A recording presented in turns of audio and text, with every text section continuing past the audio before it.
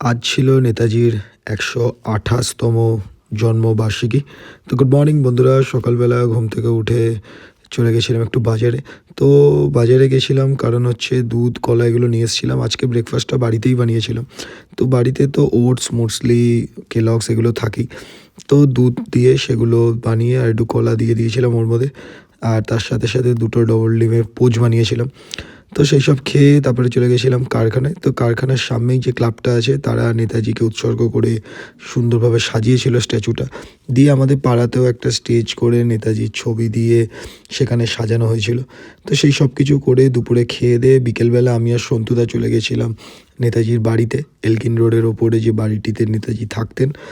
সেখানে আজকে বেশ একটু লাইন ছিল, মোটামুটি ১৫-২০ মিনিট লাইনে দাঁড়িয়েছিলাম আমরা। তো যাই হোক, তারপরে ভেতরে চলে গেছিলাম।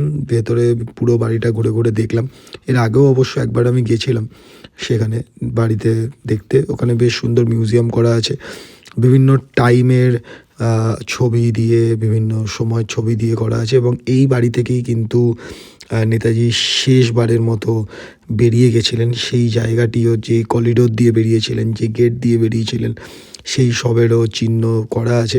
এবং এই যে গাড়িটি দেখতে পাচ্ছ, এই গাড়ি করেই কিন্তু ওনার বাড়ি থেকে নিয়ে যাওয়া হয়েছিল।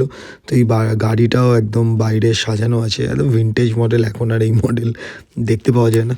তো যাই হোক, দিনটা খুব ভালোই কাটলো এবং নেতাজিকে স্মরণ করে নেতাজির বাড়িতে ঘুরে বেশ ভালোই লাগলো। তো বাই বাই।